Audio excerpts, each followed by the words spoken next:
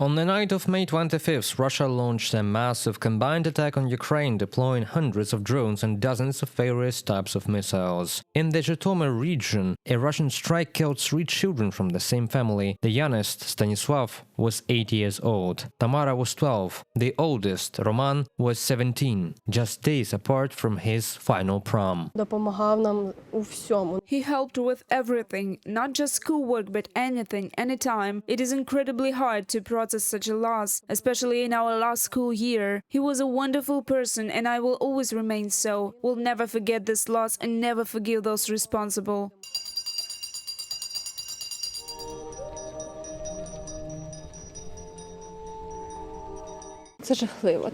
This is a horrific tragedy, an irreparable one. Why must children suffer? It shouldn't be this way. It is all just hatred. Do you understand? 3 fingers were torn off my hand. Doesn't matter which ones. What emotions can you have? Just emptiness, pain, sorrow. May every missile, every shell launched in this war come back to those who launched them. Let them experience what they inflicted on others. Juvenile prosecutors in Ukraine document new war crimes committed by Russia against children every day.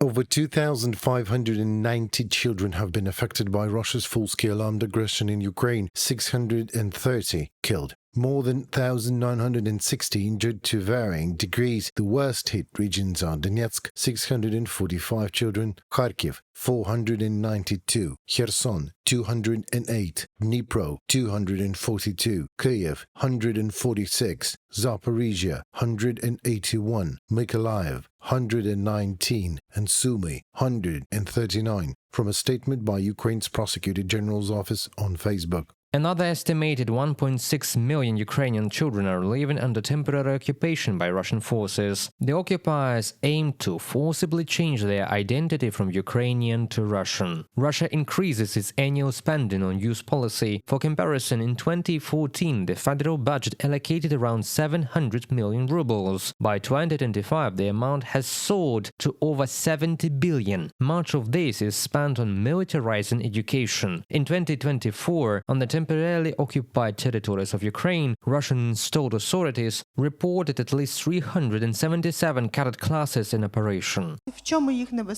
What is so dangerous about this? These kids are trained for war starting in 1st grade. They are given only one path: to become soldiers or part of Russia's security apparatus. These are Ukrainian children, and Russia is building that kind of future for them. We have seen this pattern emerge, continue, and unfortunately by 2025 we can only expect it to intensify. Over 13,000 children in annexed Crimea and nearly 11,500 from occupied Sevastopol are involved in the so-called Movement of the First, essentially a modern Russian version of the Soviet pioneers. In Russian-controlled areas of Luhansk, over 60,000 children participate. In Donetsk, around 18,500, Zaporizhia region, 13,000, and in Kherson region, almost 3,000 children. Russia also actively promotes the Yunarmia, or Youth Army, on occupied Ukrainian lands, an organization often compared to Hitler Youth. To foster loyalty among younger children, the Eaglets of Russia movement was launched in 2021. The process is always the same and ends the same way. After 3 to 5 years, you get ideologically conditioned soldiers trained to handle weapons, kids who received basic military training while still in school. They are basically ready for combat. One of the core objectives of Russia's militarization and indoctrination campaign, forcing children to act based on an imposed ideology, namely the Russian world, is to form a mobilization reserve for the Russian army.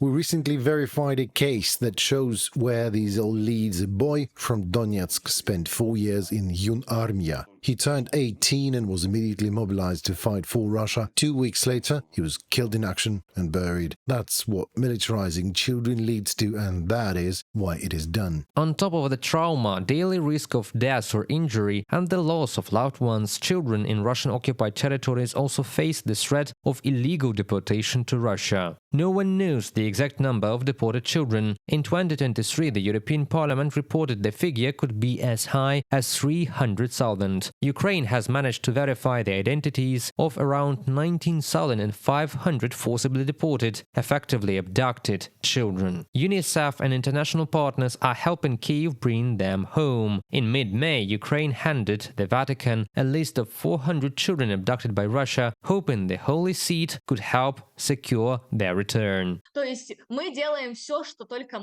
We're doing everything we can. We're trying to start by bringing back a large group of children, then move to return all 9,546 identified ones. But sadly, since Russia received the first list, it has only returned a few dozen children. I'm not even sure Russia is making any real effort. It is mostly Ukraine, NGOs, and mediators like Qatar or the Vatican. But Russia simply refuses to listen. Deported children are not only kept in state institutions like orphanages and sanatoriums, many are forcibly placed into Russian families.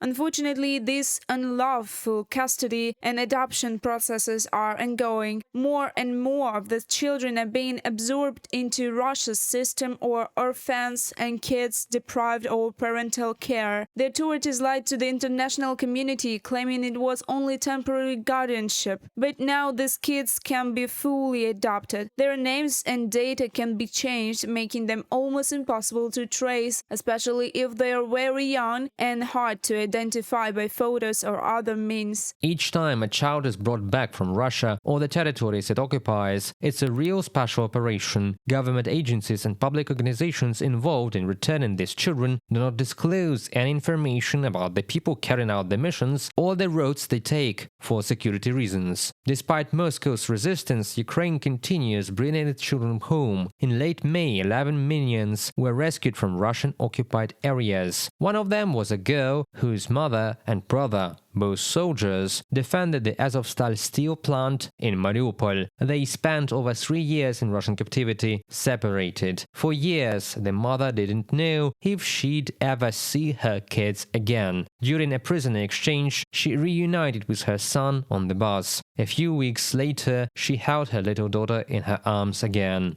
Another boy saw his family for the first time in 3 years. His father, who all these years has been defending Ukraine as part of the armed forces, and his brother, also a soldier who had been held in Russian captivity for over 3 years. We also managed to rescue an orphan boy who had been kidnapped by the Russians from his school, taken to the basement and tortured. He was beaten, intimidated, and the occupiers tried to force him into the Russian army just before he turned 18. Thank you to Save Ukraine and other partners for their help in organizing this difficult rescue mission. Daria Zaryevna, Chief Operating Officer, Bring Kids Back UA in Telegram. Every stolen child is a crime. Every silence is a choice. Thousands of Ukrainian children have been illegally taken to Russia and occupied territories. Some are held in institutions, some placed with strangers, their names and identities erased. You can carry the truth, speak about it and share it. Don't let the world look away. Reported by Pavlo Shtelmach, Valeria Nikipiova, Alexandra Zaslawets, Henry King, UATV News.